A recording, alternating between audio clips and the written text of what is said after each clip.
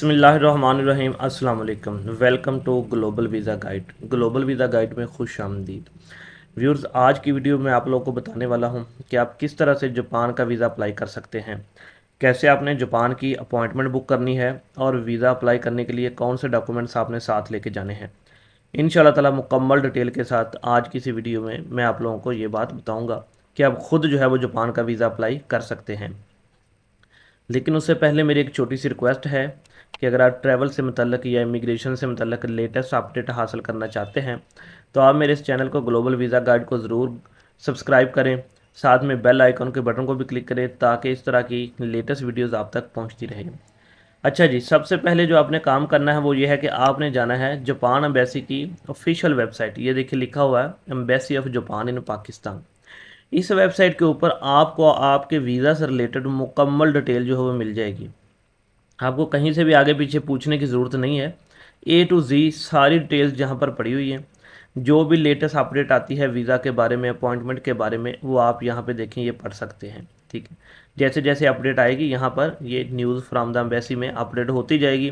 तो लिहाजा जब भी आपने वीज़ा अप्लाई करना है आपने एक दफ़ा इनकी वेबसाइट पर आकर जो भी लेटेस्ट अपडेट है वीज़ा के मुतालिक वो पढ़ लेनी है।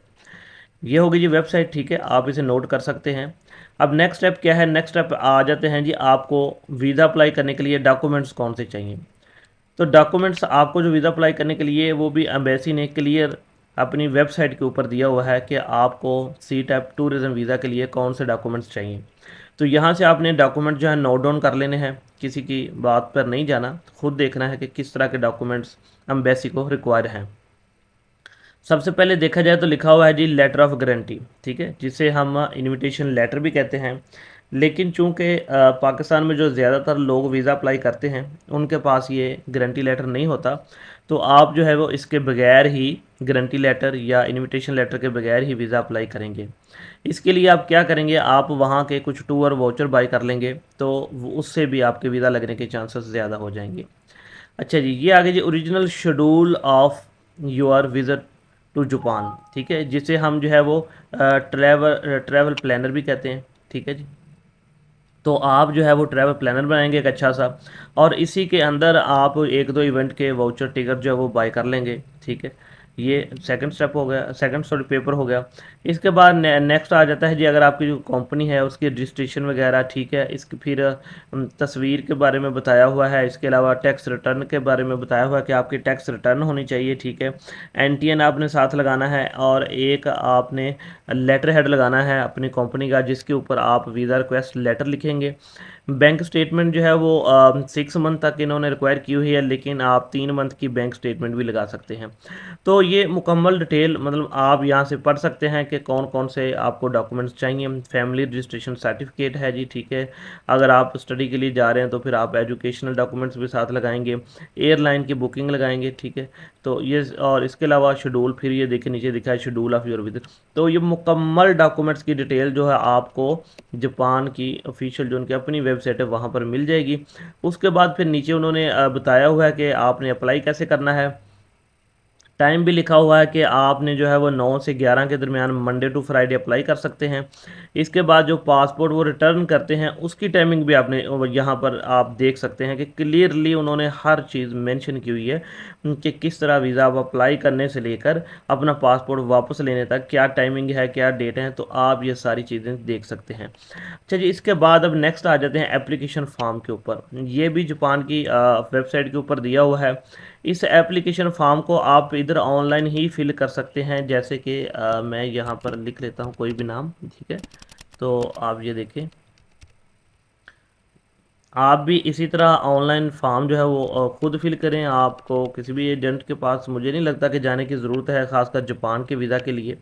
आप ये ऑनलाइन फॉर्म फिल करें, बड़ा सिंपल सा फॉर्म है। ये देखिए सिर्फ 2 पेजेस हैं इस फॉर्म के। ठीक है, ये कुछ उन्होंने क्वेश्चन पूछे हुए हैं और नीचे आपने यहाँ पर सिग्नेचर, इस फॉर्म को डाउनलोड करके सिग्नेचर कर देने हैं। यहाँ से ही आप प्रिंट दबाएंगे तो ये प्रिंट भी हो जाएगा। ठीक है, इसको प्रिंट कर लें और प्रिंट करने के बाद आप इसको सिग्नेचर कर दें। ये फ़ोटोग्राफ का साइज़ भी बताया हुआ है कि कौन सी लगानी है। ठीक है, तो ये मुकम्मल डिटेल आपने फिल करनी है। इजी है, बहुत आसान है फॉर्म फिल करना। 10 मिनट में आपका फॉर्म जो है वो फिल हो जाएगा। अब जो मेन इम्पोर्टेंट चीज़ है जी, जापान की अपॉइंटमेंट। आपने अपॉइंटमेंट कैसे लेनी है? अगर आप जापान की एम्बेसी के ऊपर आप आएँ तो ये एक लिखा हुआ है लेफ़्ट साइड में आपके वीज़ाज़। जब इसके ऊपर क्लिक करेंगे तो फिर आगे आपको टूरिस्ट वीज़ा के ऊपर ले जाएगा और उसके बाद ले जाएगा अपॉइंटमेंट सिस्टम के ऊपर, ठीक है। आप अपॉइंटमेंट सिस्टम खोलेंगे तो कुछ इस तरह का आपके सामने इंटरफेस आएगा। ये बड़ा सा लिखा हुआ है मेक एन अपॉइंटमेंट, ठीक है। तो यहाँ से आपने जो है सबसे पहले जापान की अपॉइंटमेंट बुक करनी है। जब आप इसके ऊपर क्लिक करेंगे तो उसके बाद फिर नेक्स्ट विंडो ये खुल जाएगी, ठीक है जी, अपॉइंटमेंट के लिए। यहाँ पर देख सकते हैं कि ये जैसे कि सितंबर है तो उसने मुझे शो किया हुआ है, और इधर राइट साइड पे उसने बताया है कि डे वाइज आपने देखना है शेड्यूल, या फिर वीक वाइज देखना है, या फिर आपने जो है वो मंथ वाइज देखना है। तो मैंने मंथ का सिलेक्ट किया हुआ है। अब यहाँ पर आप देखें कि ये बता रहा है कि ये डेट्स जो हैं वो अवेलेबल हैं, ठीक है। ये डेट्स जो हैं वो फुल हो गई हैं। तो ये मुकम्मल शेड्यूल दिखा रहा है। आप जिस मंथ की भी आपको बैंक अपॉइंटमेंट चाहिए, आप वो मंथ जो है वो सिलेक्ट कर सकते हैं। तो मैंने जैसा कि सितंबर सेलेक्ट किया हुआ है। अब जो मेन मसला हमको आ रहा है और बाकी लोगों को, वो ये कि अपॉइंटमेंट जो है वो किस टाइम खुलती है, ये किसी को भी नहीं पता। तरीक़ाकार मैंने आपको बता दिया है, ठीक है।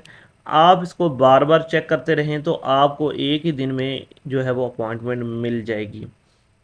इसके अलावा अगर आप जापान का वीज़ा अप्लाई करना चाह रहे हैं और आपको अपॉइंटमेंट नहीं मिल रही, तो फिर आप कुछ प्राइवेट लोग भी जो है वो सेल कर रहे हैं, ठीक है, अपॉइंटमेंट जापान के लिए, आप उनसे भी ले सकते हैं।